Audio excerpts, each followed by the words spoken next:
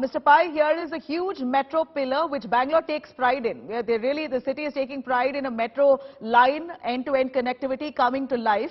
But it's taken way too long, and one knows how long the metro construction is on in many parts of Bengaluru city. And here's one where a huge pillar that's fallen right on the road where vehicles have passed by. One biker has fallen victim to it.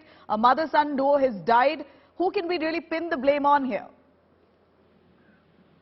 Well, I think it's very important for us to have a proper inquiry to understand what has happened. Did it happen because of lack of safety measures? Did it happen because of construction deficiencies? Did it happen because of material deficiencies? I think we must do that. What has happened is very tragic and very shocking because a lot of construction work is going on. It has been going on safely for so long. And I think this is the first instance where I've heard of where something has happened on the metro. So I think in the next 48 hours, we should have an expert committee to go into details and release a report and take action against people who have failed. So I think we have to just make sure that this is not repeated again and there's been no negligence. If there is negligence, people have to be prosecuted. We understand that, Mr. Pai, that this metro construction is usually handed over to a private agency. Would you be able to tell us what's the procedure here? The private agency carries out the construction. Are there no checks done by the civic body, the BBMP, or certain government officials who are monitoring this kind of construction? How is the construction allowed to delay? Isn't that a time-bound manner within which they've got to complete it? Well, construction has been delayed for many reasons, and it could be because the construction company has run out of money. They've not been able to mobilize for whatever reason. Drawings have not been released. There's no proper project management system in place. There could be multiple reasons. I really don't have information, except there has been delay. I hope the government will tell us why it has been delayed, because the contractor will not talk about it, and BMRCL is not talking about it. And I think it's very important for them to be transparent to the public as to why delays have taken place. But that is a very different issue. But today, the tragedy that has happened has to be probed, and the fears of the public should be put to rest. Because tomorrow, there's construction work going on. If any vehicle passes nearby, people will be scared.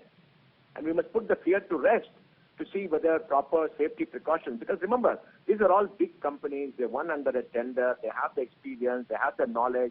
They have the professional staff. They have the equipment. Everything is there. So if the tragedy is occurred despite all this, then we really must get to the cause of it and take appropriate action to make sure it doesn't happen again. And the people who have died have to be sufficiently compensated. Mr. Pai, you mentioned about the kind of delays that could have happened. Nobody's speaking about it. This looks like a classic case of red tapeism. You have netas involved, you have contractors involved, you have all the officials who are monitoring a construction as big as this in a city like Bengaluru, a crowded, a populated city. You can't let that let that pass or let time to pass. And no security checks, no surveys being done to see the actual strength of those pillars or to check if at all those areas there are safe for commuters to pass by. Should we barricade those areas since it may be weak? Those are decisions that's got to be taken in light of the safety. You have people paying their taxes for what? No, I totally agree with you. Bangalore has been thoroughly mismanaged. And we have been protesting against the mismanaged. The city corporation has been corrupt. We have so many problems. You all know that. We've been protesting. Government has taken some action and is happy to see the action. For example, our traffic has improved because we got a very, very good DGP, Dr. Salim, who has brought in good management practice. And suddenly there's an improvement in traffic. We're spending 25-30% less time sitting on the road. That's very good. And some roads are getting widened. And the city corporation new commissioner, Tushar Girinath, is completing roads which have been stuck for a long period of time. He's doing a good job. Right. So I think we're seeing a change in the thing. Even the new CEO of BMRCL, Anjum Parvez, is doing a good job. I mean, he's reviewing. Right, so but Mr. Pai, thank you very much. I'm going to quickly cut across to Congress's DK Shivakumar, who's spoken on the same. Listen in.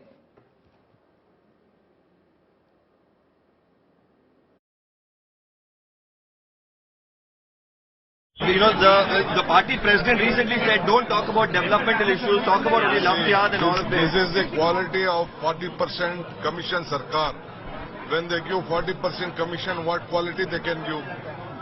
There is no quality. This is the 40% commission. This is the root cause. This is the face of the commission. Thank you, sir. All right, expected lines. The Congress already jumping in to accuse the BJP government of being a 40% sarkar, saying that any contracts issued, tenders floated, 40% commission is demanded by the BJP. Allegations made by the Congress leveled even on this case. This is what the Congress says.